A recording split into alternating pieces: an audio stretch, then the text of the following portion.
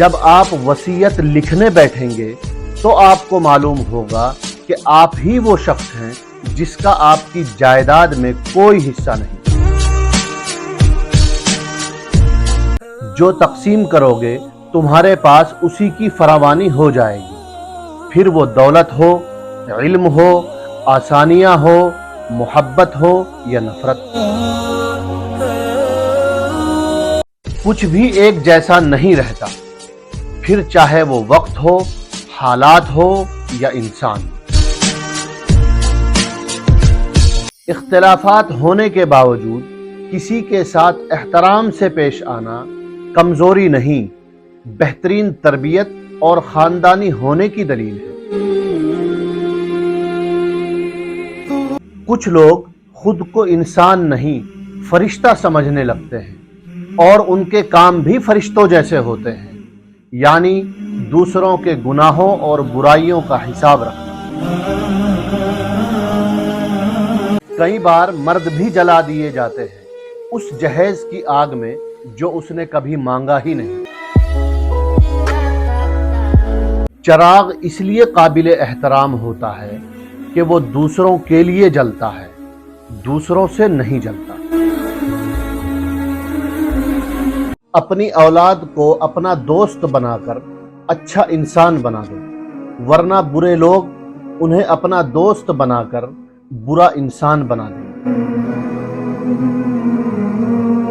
گناہ گنہگار کی گردن میں ایک زنجیر ہے، اس کو اس زنجیر سے کوئی نہیں چھڑا سکتا مگر استغفار اور توبہ۔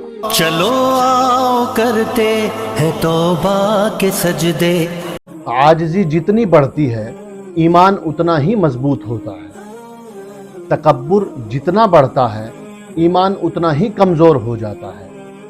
انسان قد سے نہیں بلکہ ظرف سے بڑا ہوتا ہے۔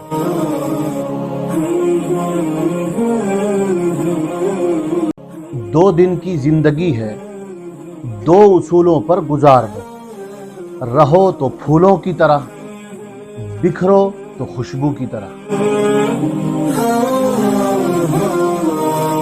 زندگی کی مثال ہم لوڈو کے دانے سے بھی سمجھ سکتے ہیں۔ امید ہمیشہ 6 کی رہتی ہے، پر 1 بھی آ جائے تو چلنا پڑتا ہے۔ خدا کی جنت میں جانے کا صرف ایک ہی راستہ ہے، لوگوں کی زندگیوں کو جہنم بنانا چھوڑ دو۔ میرے مولا، میرے مولا۔ اگر باپ آپ کے ساتھ ہے تو پھر کسی چیز کی ضرورت نہیں ہوتی، کیونکہ باپ ایک درخت کی مانند ہوتا ہے، پھلدار نہ بھی ہو سایہ ضرور دیتا ہے۔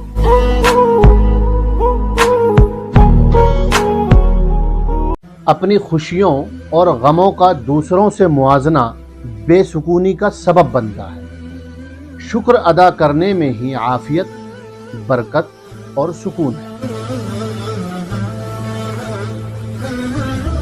مومن کی عقل مندی یہ ہے کہ وہ دھوکہ کھانے سے محفوظ رہے، اور دینداری یہ ہے کہ وہ دھوکہ دینے سے باز رہے۔